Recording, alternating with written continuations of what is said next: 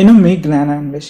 ఈ వీడియోలో నేను డిస్కస్ చేయబోయే టాపిక్ వచ్చి ఏ నక్షత్రం వాళ్ళని వివాహం చేసుకోకూడదు అన్న విషయం గురించి డిస్కస్ చేస్తున్నాను.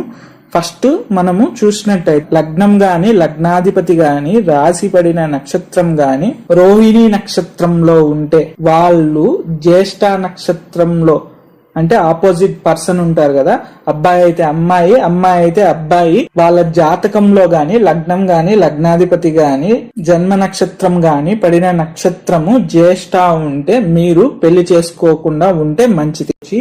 ఉత్తరా నక్షత్రం గాని, లగ్నం గాని, లగ్నాధిపతి గాని, ఈ రాశి పడిన నక్షత్రం గాని అయి ఉంటే వాళ్ళు ఏ నక్షత్రం వాళ్ళని వివాహం చేసుకోకూడదు అని తెలియజేస్తాను. ఈ ఉత్తరా నక్షత్రం వాళ్ళు ఏదర్ ఫీమేల్ అయినా మేల్ అయినా, అంటే అమ్మాయి అయినా అబ్బాయి అయినా గాని, వచ్చే అపోనెంట్ అమ్మాయి అయినా అబ్బాయి అయినా గాని వాళ్ళు ఆశ్లేష నక్షత్రాన్ని వివాహం చేసుకోకూడదు.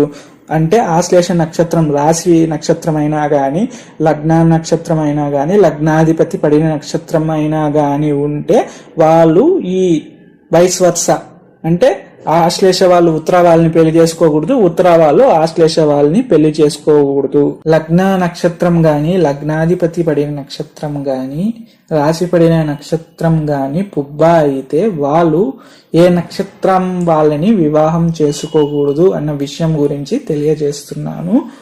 అంటే ఏదర్ అబ్బాయి అయినా అమ్మాయి అయినా ఈ పుబ్బా నక్షత్రంలో జన్మించి ఉంటే, అంటే రాశి పడి నక్షత్రం, లగ్నం పడి నక్షత్రం, లగ్నాధిపతి నక్షత్రం పడి ఉంటే వాళ్ళు చిత్తా నక్షత్రం వాళ్ళని పెళ్లి చేసుకోకూడదు. అదేవిధంగా చిత్తా నక్షత్రం వాళ్ళు పుబ్బా నక్షత్రం వాళ్ళని పెళ్లి చేసుకోకూడదు. రాశి నక్షత్రం గాని, లగ్నం పడిన నక్షత్రం గాని, లగ్నాధిపతి పడిన నక్షత్రం గాని ఉత్తరాషాఢ అయితే ఏదర్ అమ్మాయి అయినా అబ్బాయి అయినా పెళ్లి సమయాలలో వాళ్ళ అపోనెంట్ అబ్బాయి అయినా అమ్మాయి అయినా గాని పూర్వభద్ర నక్షత్రము రాశి పడిన నక్షత్రం గాని, లగ్నం పడిన నక్షత్రం గాని, లగ్నాధిపతి పడిన నక్షత్రం గాని అయ్యి ఉంటే వివాహం చేసుకోకూడదు. అదే విధంగా పూర్వభద్ర వాళ్ళు ఉత్తరాషాఢ నక్షత్రం వాళ్ళని వివాహం చేసుకోకూడదు.